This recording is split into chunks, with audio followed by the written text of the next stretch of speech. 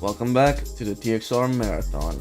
This video, we're tackling TXR0, the first TXR to release on the almighty PlayStation 2. As always, I can only use Toyota and Lexus cars during my gameplay.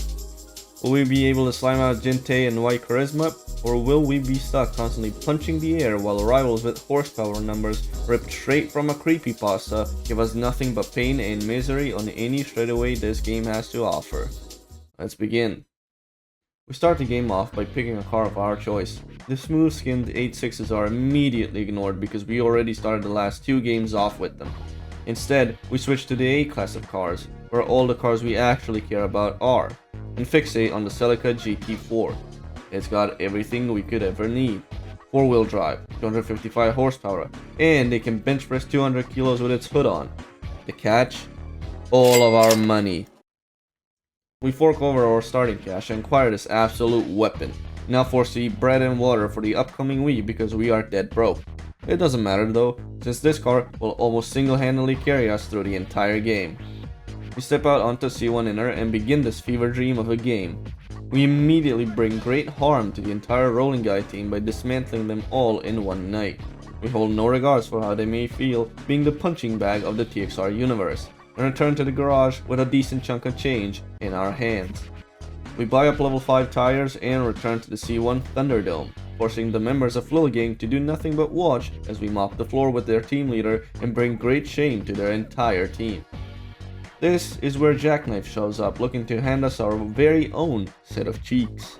What he doesn't know is that we have this uncanny ability to go absolutely feral in the turns of the C1, where he doesn't have the balls to. We bless Jackknife with a pimp slap to his dome and send him home in our first attempt. Truly wonderful. Before we head home, we also let some of the Knife and Forks team know that we will soon send them packing as well. We return home with a wonderful amount of money, only to realize we unlock level 6 tires from Jackknife. What the fuck did I get level 5 tires for? I have no clue. We disregard this and buy the new set of tires anyway, along with a full level 2 aero set for increased downforce.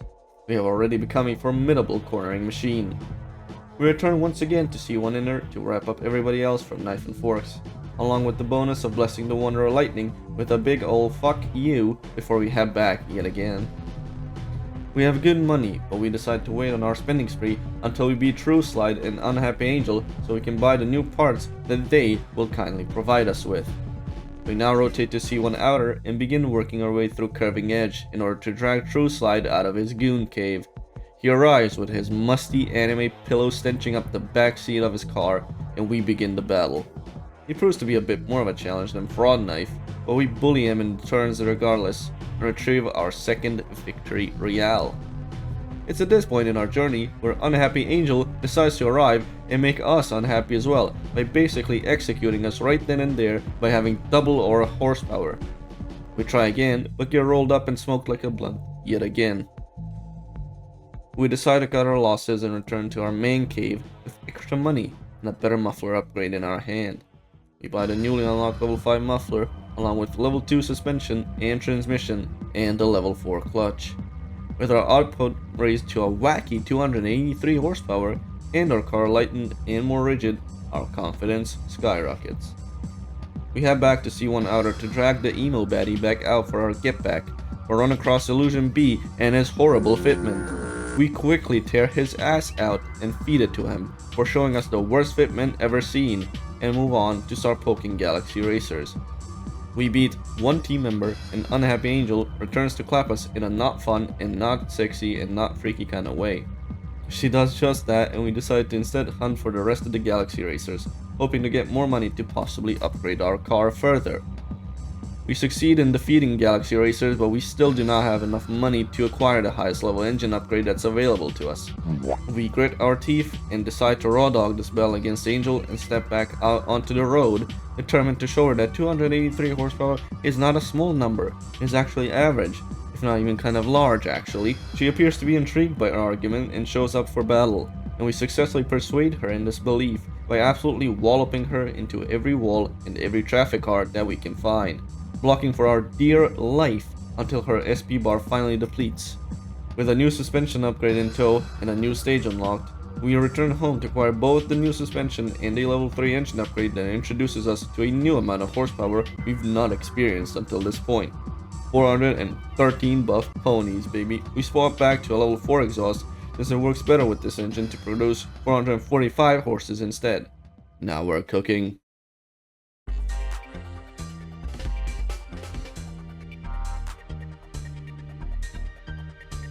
With our newfound strength, we return to C1 Inner and start punting these little insignificant creatures known as Team Rat. We then swap to Outer to give Max Racing a well-deserved folding. We also finally explored the newly unlocked Shinkanjo loop, which has more high-speed sections than the C1, so that future bosses and rivals will have ample opportunities to fold us like a fucking omelet. We proceed to traumatize some Diamond Image and Rhythm Box members before we run into Mosquito Lemon, who decides to eviscerate any and all dignity we have by gapping us right near Tatsumi PA so that all the baddies there witness our loss in great detail. We cannot show our faces there after this disgraceful loss. To feel better about ourselves, we continue to take our insecurities out on Diamond Image and Rhythm Box, eventually culminating in an intervention by Thundershift Takuya, who does his best to help us control our emotions and our mental state of well-being. Too bad for him though, since he ends up getting completely fucking washed by us. A night passes and we happen to run into a kindred spirit in the form of Caffeine Addict. My man. After slamming 2 Monster Energy cans and 3 bangs back to back in a very healthy and very medicinal way, we prove that our caffeine addiction is way stronger than his. We then head back to the Shinkanjo to continue our reign of terror over Rhythm Box, now also deciding to wrestle with Windstars along the way to make sure we remain incredibly unlikable to the entire Shinkanjo loop. We are not here to make any friends, we are simply here to be a complete and utter nuisance to this entire racing scene until they decide to give us the crown out of sheer frustration. After beating the leader of Rhythm Box, Hard Weapon shows up, threatening to shoot us, and worse, to shoot our dog. We decide he is being incredibly unreasonable and trample on his dog shooting dreams by gapping him in the first corner we can find. After beating him, we return to our humble abode to find that we unlocked 2 huge new upgrades, that being a new engine upgrade and a new aero set. We proceed to shit our britches as our horsepower now rockets out to a whopping 492 horsepower, and we use the shit from said britches to glue the new aero set directly onto our car. We're faster and can handle corners even better now. Progress, my friends. We return to the Shinkanjo to wrap up the stragglers on the counterclockwise route by beating Windstars over the head with a 2x4 until they simply stop moving. Afterwards, we rotate to the clockwise route to start spreading malice and low tier rage bait all over this side of the Shinkanjo as well. We proceed to absolutely speedrun the entirety of our gangs in their pathetic 8.6s, as well as lay the smackdown on some Cupid Arrow members before we head back home. We unlock a new set of tires once more and put those bad boys on. Returning to the Shinkanjo, we start to make our way through Dry Cruise as well, before finishing off Cupid Arrows and their stupid, dumb, imbecilic leader. Stupid Arrows. A 6'2" tall, muscular man approaches us from behind and tells us that wasn't a very funny pun. We turn around to see who it is, and it's the most unimportant 13 Devils member to ever exist, Fallen Blade. We battle it out and luckily get a start around a few turns so that he can't just gap us and has to maneuver his big sedan in a slow and tedious way. We sneak away with an epic gamer victory royale before realizing we just angered the destroyer of worlds known as Bloodhound. We try to block him, but he simply slides on by and we eat a straight mouthful of a concrete barrier and a spoonful of shame. Luckily, we weren't quite inside of Tatsumi PA, so the baddies did not see that fumble as well. If they did, I would have violently and spontaneously exploded right then and there. We return home only to realize we have successfully procured a big handful of fuck all before heading back to the course to humiliate a Dry Cruise member. However, Bloodhound appears yet again to claim that I apparently need to pay child support to Unhappy Angel. This is news to me, because the baby came out a different color than I did. But did she give birth to a fucking shiny? Anyway, we kindly say no and book it as fast as possible. Luckily, he couldn't abuse the 820 horsepower he has because he dies tragically by eating a full plate of a truck that was on the outside of a turn. We procure a big W and get sent home with a new transmission in tow. We attach the new transmission to our screamer of a car and prepare to take on a new stage.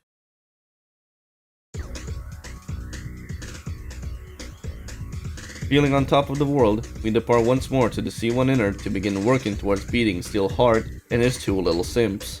We snag some wins over a bunch of Queen's Paradise members before we suddenly run into Raspberry Kiss and her E36. We get a quick and easy victory over her, but our battle with her happens to take us out onto the Shinkanjo. Since we're already here, we decide to get to work on tearing Tokyo Jungle a new one, before eventually spinning back onto the C1 to continue ripping ass all over Queen's Paradise's faces. Eventually, we also run into Team Alpha, who have watched enough Naruto MVAs with 3 Days Grace playing in the background to put the fear of God in anyone that's younger than 12 years old. Worry not, because we are on a team that is unknown to even them. We are on Team Sigma. Jesus Christ. We proceed to Luxmax all over their stupid little team before eventually running into the final Queen's Paradise member. We defeat him and his imbecile simp boss before Lucifer Otsuka appears, who thinks that we have become too greedy with how many rivals we are tearing through.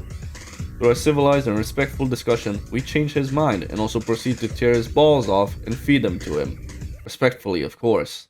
We continue our rampage and eventually earn the ire of Io, the leader of Tokyo Jungle.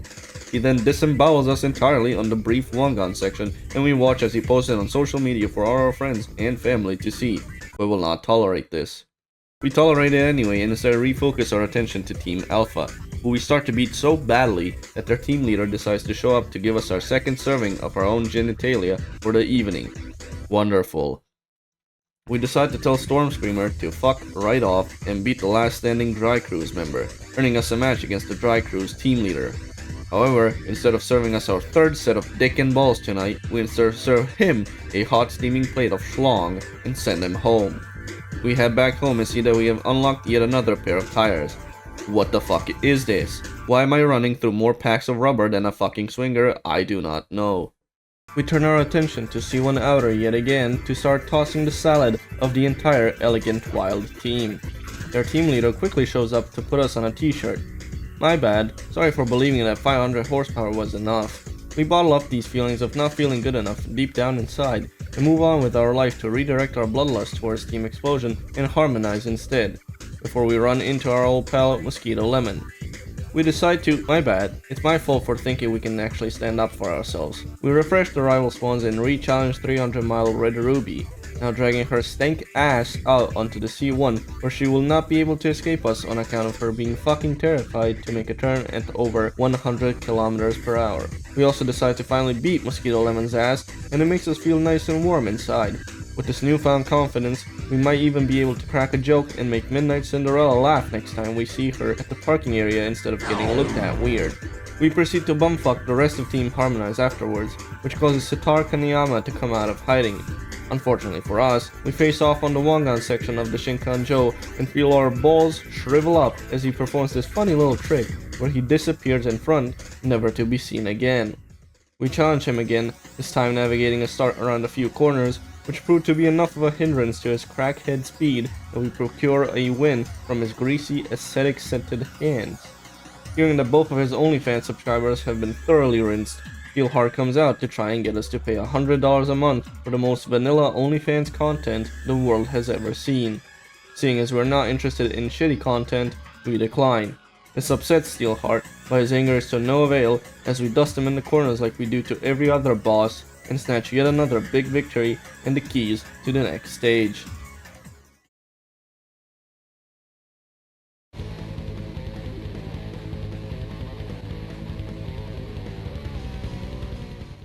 Having unlocked a new engine upgrade, new body upgrade, and new mirrors for some odd fucking reason, we put all of those shits on immediately.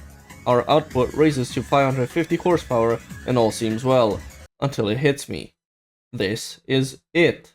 We don't even have half the horsepower that Jintei has and are expected to eventually beat him somehow because level 6 engines are unlocked in the final stage of the game.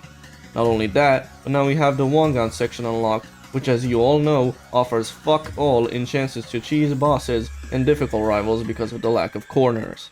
Regardless, we refuse to think about any of this because we are terrified to be alone with our thoughts for more than a minute. And return to the C1 loop once again to start working towards getting the disease-ridden Dying Star to show up. SS Limited is here to welcome us to a new stage of the game, and they get their shit rocked and socked by us. We also take a moment to humor the loathsome creature known as Immortal Clown, who appears on Yaesu after delivering his children to football practice. He lives a lonely and cold life. His wife doesn't love him, and neither do his children. We do the only right thing and refuse to offer any semblance of comfort in his life by providing him with an ass-whooping most severe indeed. Oh look, Fine Drive is here, ready to get their wallets stolen by me. Splendid. We eventually warp to the Shinkanjo to start ass-blasting top level before remembering that we still haven't beaten Io or Tex's White Wolf. Io returns to humbly put us back in our place while we say no and fucking barely squeak out a victory.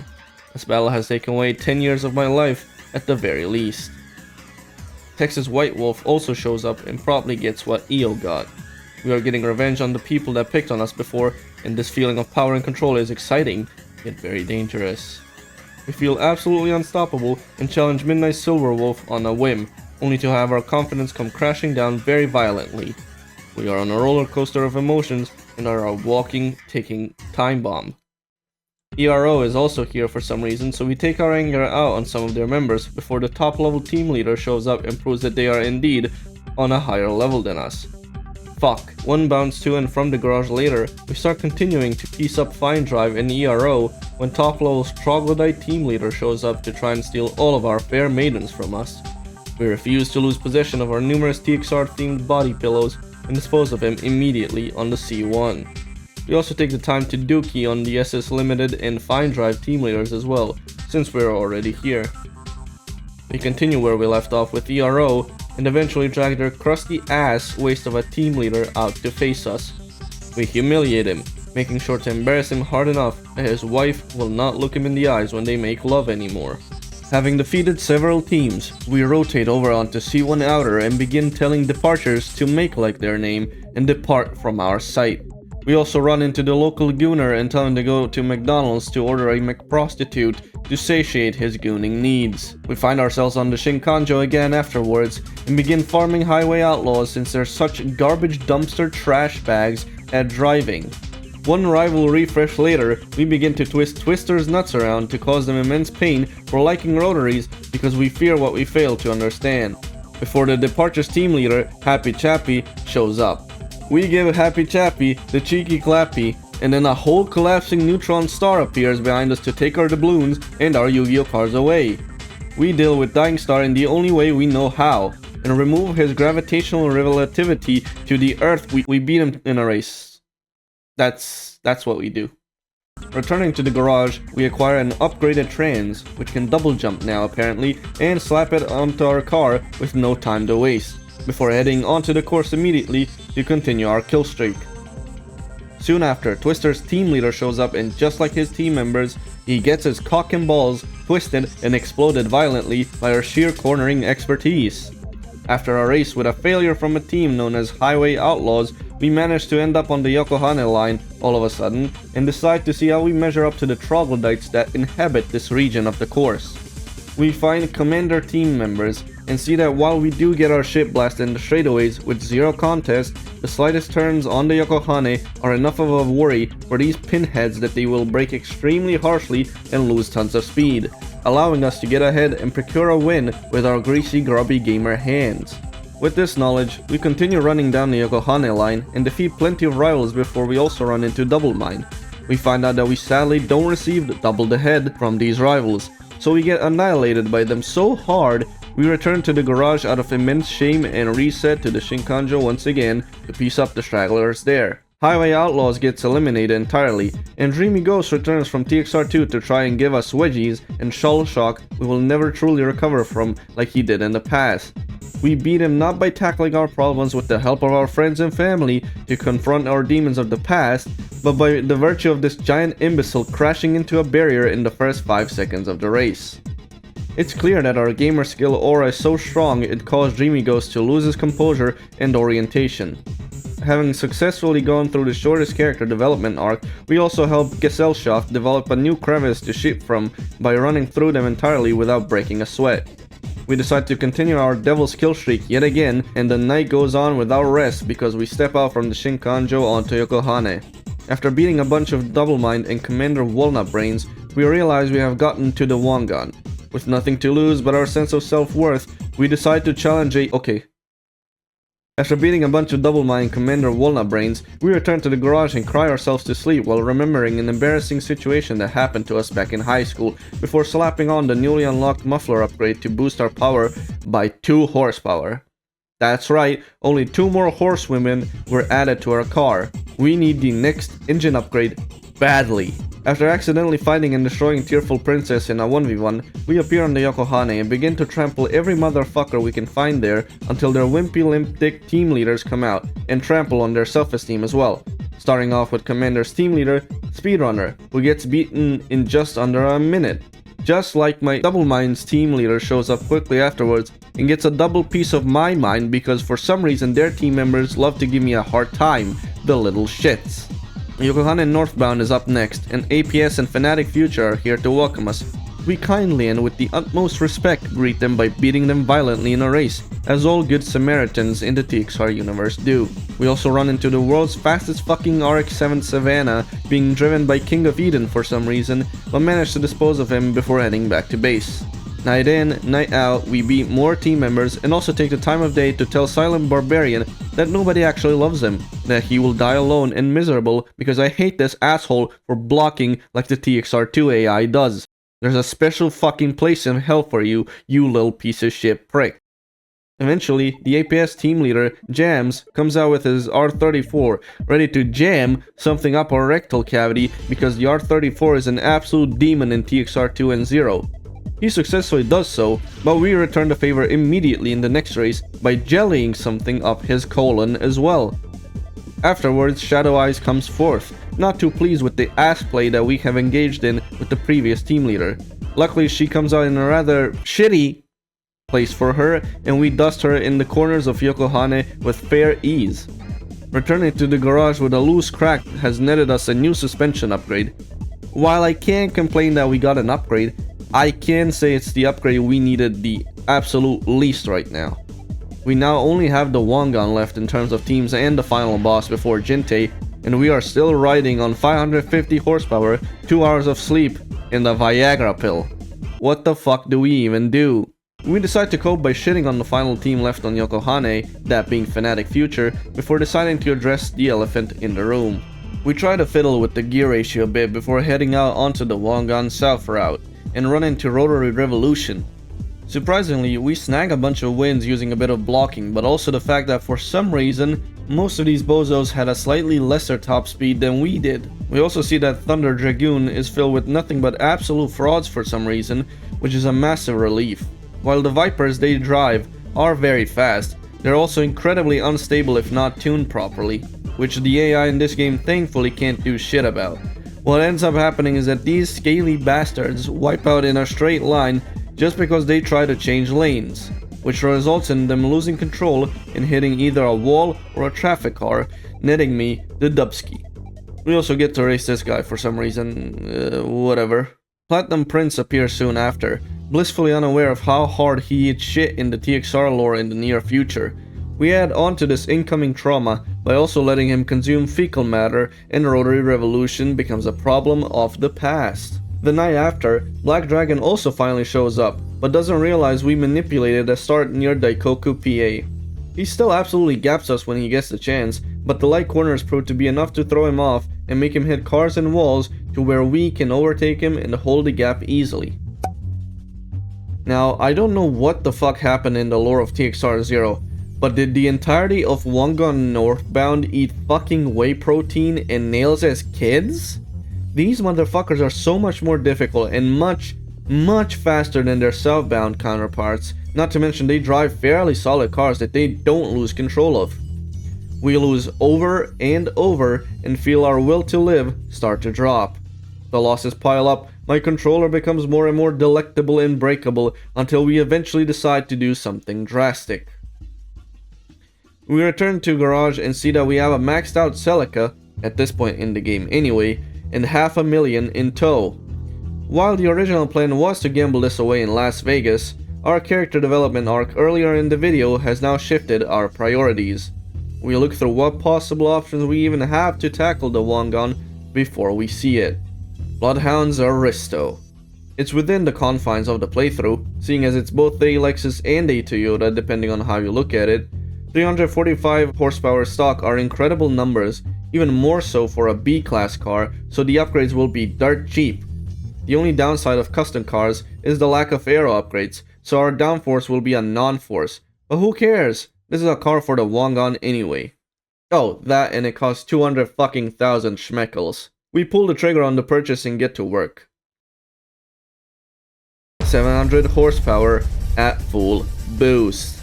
This destroyer of worlds was going to pull us out of this mess, right? We try it out in the first race and lose because I messed up the gear ratio, but the car was already incredibly promising. We accelerate like a fucking Persona fan towards the local playground. We raise the final ratio as long as it can go and decide to test it out on an unlimited team member. 210 miles per hour. We have done it.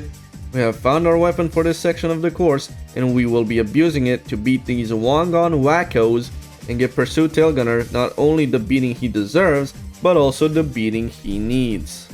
One by one, members of Unlimited and True Ride fall at the wheels of our new blinged out monster, not being able to contest with the sheer girth and prowess this family sedan turned street sweeper possessed.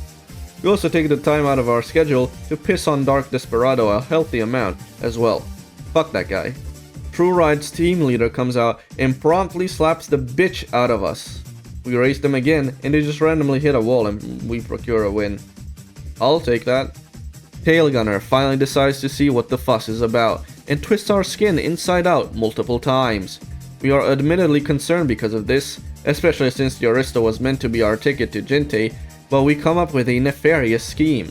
We switch to the Celica and somehow manage to beat our rival near Tatsumi, which not only somewhat redeems us in the eyes of the Tatsumi PA baddies, but also causes Tailgunner to spawn there, which is very beneficial for us as we cannot contest with him in a straight line whatsoever. Turn after turn, his SP starts to drop like a rock, and soon enough, the last checkpoint before the king falls.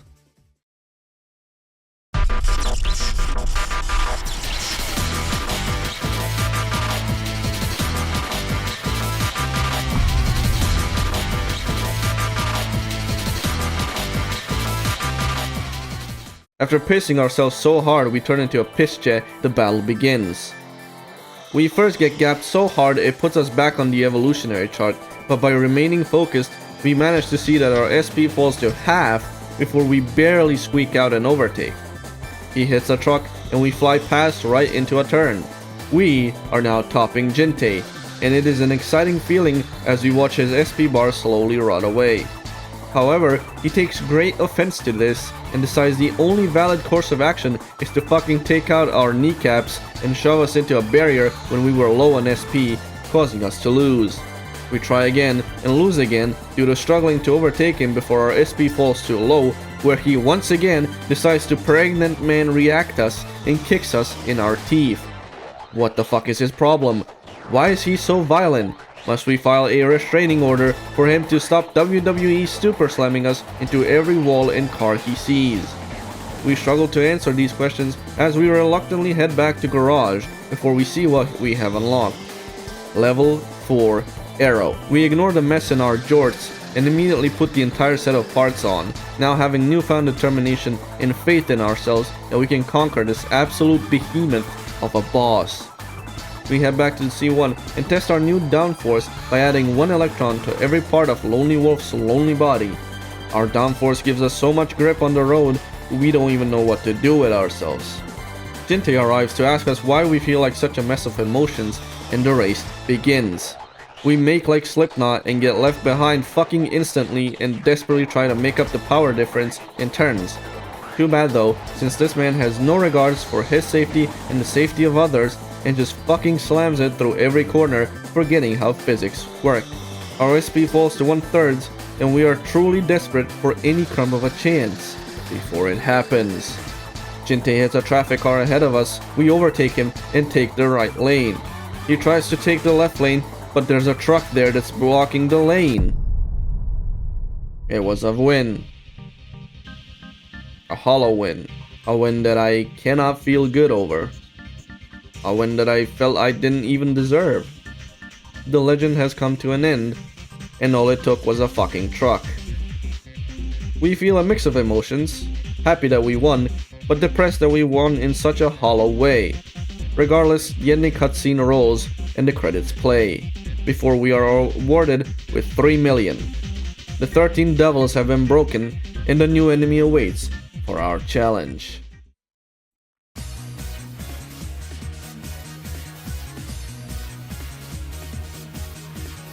We are sent back to the garage with the highest level of rubber, and we apply the rim condoms of the gods onto our car. Our run is not over yet, obviously, as we now have to run through the 12 Zodiacs, where White Boy Riz expects our challenge. There's no rest for us as we immediately drop into the C1 Inner to start anew, seeking out the Black Knights and the Ring's team members to obliterate. We hold on to our Celica still as we decimate these imbecile chumps before the Black Knight's team leader arrives, nicknamed the Sword of Dragon. Sort of dragging we beat his ass easily and eventually end up on the Shinkanjo, versing the TR Racing and Freeway teams there. TR Racing is fairly easy to destroy, but the Freeway Goobers prove to be a bit more of a challenge. Eventually, the Ring's team leader falls, and Midnight Rose arrives in her GTO, ready to peg us until we start walking like a math compass. While we aren't inherently opposed to this idea, for the sake of progression we humbly decline this offer and outrun her on the C1 in the corners yet again, taking home with us a big W. We also take the time to doo-doo fart on Speed Drinker, who cares not for drinking laws and cracks open several cold ones during our race. We take our win regardless, not wanting to partake in this development of an alcohol problem, and head back to garage to rotate to C1 Outer. Team Cats awaits us on Outer and gets folded like laundry in a very quick fashion, team leader and all. We also leak out onto the Shinkanjo and meet some super speedwagon jobbers and defeat them so badly their hairline gets pushed back severely. Same happens to another star. Eternity shows up to be incredibly irrelevant to this game and gets absolutely manhandled by us. Also, the team leader of Super Speedwagon shows up, and we not only beat him, but we also curse him so that every image they download of the internet from now onwards is a WebP file. You will have to convert them into PNG files all the time for the rest of his life, until his family has to lower him into a casket. All of a sudden, Dark Ringleader appears behind us, ready to take our balls away from us and do God knows what with them in his spare time. He succeeds with this, so we are stripped of the sack of the non-money variant, which means we didn't actually lose anything valuable. We go for it again, only to lose so badly once more that the balls that we lost have now shriveled up completely. On our third attempt, he remembers that he has to brake once in a while when he has to take corners, so he snatches away an incredibly easy victory with no worries whatsoever. If this game took place on a drag strip, I would be living in a fucking nightmare. After heading back to the garage and receiving our grand prize, which was a fistful of nothing, we head back to C1 Outer to wrap up the final team there, that being the Road of Justice. After steamrolling the team members, Hearing Master shows up and hears that we do not stack paper, nor can we acquire any romantic and or sexual companions, so he proceeds to do the only reasonable thing and fucking explodes us immediately. I am so sorry I do not have a 1000 horsepower beat stick of a car. I shit you not, I lost 4 times in a row to this motherfucker on the C1 before I managed to somehow sneak a victory because a space dust particle entered my PC and flipped the line of code in my emulator or some fucking bullshit. As if that shit wasn't enough, Golden Wind shows up afterwards to force us to log into Nexus mods. This is absolutely unforgivable and a new type of hell we will not even begin to tolerate, so we immediately dispose of him and his stupid NSX. This clown was far easier than the team leader before him, so this game fucking terrifies me sometimes. Upon heading back to the garage, we struggle to see that we have unlocked a new engine upgrade because our screen immediately gets covered in white since we can now go above this pathetic fucking 550 horsepower number. We now sit at a comfortable 650 horsepower, and this is the final engine upgrade we can unlock from the bosses. Now, I know what you are thinking. No, we cannot get the level 7 engine upgrade because if I have to spend a purgatory sentence just to unlock some new shit when I'm already so close to beating the game, I will eat cement and bricks and shit out affordable housing for a family of 4 right in front of you. We return to the Shinkanjo, geeking that we can now go faster than before, and continue to conquer and dom another star until Blue Speed shows up, trying to explain to us that AI art is actually real art, and that AI artists should be respected. We do the only right thing and completely and utterly disembowel him right then and there, and take home yet another chicken dinner.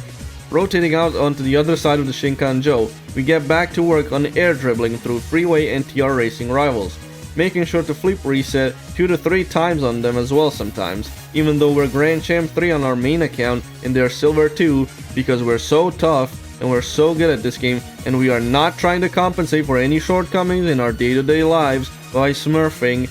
No, that is not happening. We also happen to find Cutie Pie, and do what doesn't need to be done, but we do it anyway for the love of the game. Soon enough, TR Racing's team leader, Unstoppable Dream, tracks us down and shows us why he's called that, because this motherfucker is not stoppable. Every time I see a team leader in an R34, I weep deep down inside, knowing they can bench what we deadlift right in front of our gym crush, and there's not a fucking thing we can do about it. After that, Freeway's team leader, it's another fucking R34. I'm going to... Surprisingly, we beat this clown first try and snatch his chain and shoot up his crib, which saves us from a severe R34 induced migraine we could have had instead. TR Racing's R34 also comes out to try and put us back in our place, but we flex our Gucci, Prada, Rolex shit so hard and our sack grows so exponentially we might as well be called testicular cancer. After beating our R34 opposition back to back, we feel like Gojo, and Hardriff comes out to try and get through our infinity. What he fails to realize is what's truly infinite is the size of our bands, so we rock his shit and hollow purple his cheeks so far apart that blue pressure spawns from them to try and avenge his fallen comrade. While we might not have the golden trim blue pressure has, what we do have is an ever-growing god complex and racks and stacks, so we deal with him the only way we know how and make him disappear from our to-be-beaten list. We are on a fucking roll. Heading back to the garage, we unlock the level 4 body upgrade, which we obviously slap on immediately. C1 and Shinkanjo are all wrapped up now, so it's time to head to the Yokohane and Wangan sections to wrap this motherfucking playthrough up. We spawn on Yokohane southbound, and Go License is here for some reason, so we call in an airstrike on his sorry ass R30 and continue with our day-to-day lives. We suddenly realize there are no new teams that have spawned on southbound, and it's just Speedmaster on northbound, so we rotate to northbound and get to work speeding our master. Or something. After making our way through the entirety of Speedmaster, Iceman finally shows up in a post-traumatic stress disorder. PTSD is a mental disorder that develops from experiencing a traumatic event, such as we lose. I hope you are not surprised by this in the slightest, because we somehow win immediately afterwards. If I see another team leader driving an R34, I will. Queen's Night arrives and we lose because of the simple fact that the outside lane is a truck driver's only means of breathing and living in this fever dream of a game. We try again and run into a 3-car pileup where Queen's Knight somehow sneaks through and we get the entire road blocked off for us like we're playing Hot Pursuit 2010. These losses will be the reason I'm getting coal in my stocking this year, mark my words. We make another attempt, we get brake checked. We give it one more, we lose. Before we proceed to mukbang our entire controller, we try again, but this time something magical happens. A truck closes a lane right near a divider where we wanted to go. Truck drivers deserve less. We head back to the garage and take our frustrations out in a healthy and productive way. We grab something to eat, watch a video, goon it silly style, shower for 20 to 30 minutes just letting the water hit us while we contemplate where we are in life. We head back to Yokohane and manipulate a start on the C1 to face Queen's Knight again, feeling refreshed and in a zen state. We beat him. We go apeshit feral monkey mode before Purple Meteor comes out and gets cooked up first try. Finally, Exhaustive attempts to avenge the 2 dipshits we brutalized before her, but our Alpha Pack leader Gamer Angst proves to be too much for her to handle. We win, and howl like the true alpha man we are, not caring that the neighbors are telling us to shut the fuck up because it's 2 in the morning. The howl sounded like we're back in the garage, having secured a new suspension upgrade and a boost to our confidence. Only the Wangan is left and I'm genuinely terrified of how this will go down. We step out onto the Wangan and challenge an AB Flug rival to a race, expecting to get gapped completely. We do somewhat get gapped in the beginning, don't get me wrong, but our top speed now tops out at 230 miles per hour and shits on any non-team leaders that we come across. Us being at the top of the world less than 30 minutes, however, since AB Flug's team leader comes out swinging with a track weapon we genuinely have no real retort to, the 964.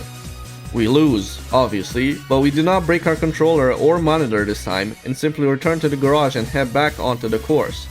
We manipulate a wind near Daikoku so the ABF 911 spawns there. We almost lose, but this time the truck drivers of the world turn out to be empaths, and since then I am feeling incredibly distressed, so they kindly let ABF 911 crash into them and we secure another huge victory. One more team leader remains. We return to the Wangan to go northbound and find an old friend of ours called Team Unlimited. We take out the last rival and Killing Machine comes along to greet us in the endgame with his NSX. He barely slows down in a very slight turn on the Wangan and we barrel past him and snatch our final team leader victory. This is it. Uncrowned King is up first in a rather sexy Uno's Cosmo, might I add. Our glaze doesn't really stop us from getting our cheeks clapped and smacked by him on the Wangan, but no worries, we've been in this kind of situation before and we know what to do. We lead him out onto Yokohane and promptly demolish him, without breaking any sweat or getting nervous whatsoever. Crying Pluto appears afterwards, but it's useless. We have dragged all of these imbeciles out onto the C1 so they can't do shit against us. He loses and gets to continue crying like a little bitch while the Zeon's finest soldier appears before us to try and thwart our nefarious schemes.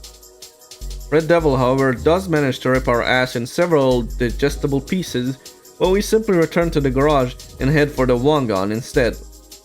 We, yet again, manipulate a start near Daikoku to face off against the Mono Eye R34. During the race, he decided to make like a true mobile suit and fucking explode, granting us the final victory needed before the final main boss of TXR0. The Vanishing Phantom, clad in white.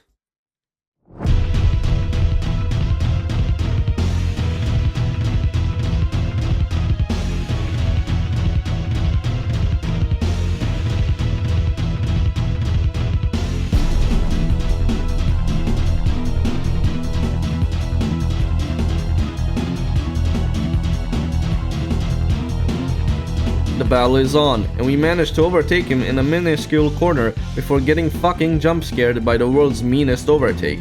We are unable to make this gap up in the corner and crash into a wall and die violently. We re-challenge him once more and realize that the Yokohane corners simply do not slow this man down enough, since he puts a continent-sized gap right at the start that we cannot do a thing about. After a few more losses, we swallow our pride and head back to garage with a new muffler upgrade. It gives us a measly 7 more horsepower. Thanks, game. We drag White Charisma out onto the C1 to finally put an end to this playthrough. We block for our dear fucking lives at the start of the race before he decides to enter the rear end of a family of 5 and we book it in response. We drive as fast as our Celica can go, watching his SP slowly simmer down and disappear. He reappears and attempts to ram us into the wall, but we retaliate.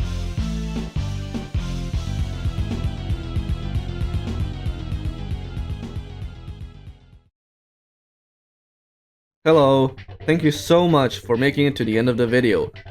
I'm sorry I missed my usual mark of 1 video a week. I've never tried this format of video before, so writing a script, recording it, and editing the entire thing together took much longer than I initially expected. For now, I'll try and stick with this weekly videos format regardless, now that I am aware of the challenges involved in making a video of this format and length. However, I ask of you to please let me know if you prefer this style of video more over the style of video I did for TXR 1 and 2. I personally prefer this format, as it feels more engaging and fun for me to write and edit this way, even if it does take a bit longer. But in the end, it's up to you. I also think this is a bit more engaging for the viewers, but you let me know. I'll do my best to stick to this schedule regardless, even if a bit loosely at times, so please bear with me if you can. That said, once again, thank you so much for watching the video. I stream all these games on Twitch, which you can check out in the description below, so feel free to stop by and say hi in the stream. I've also got something special cooked up for later in the marathon, so if you'd like to stay up to date, subscribe and like and all that jazz. It means a ton. Have a wonderful rest of your day, and I'll see you all next week or so in the next game in the series, Tokyo Xtreme Racer 3.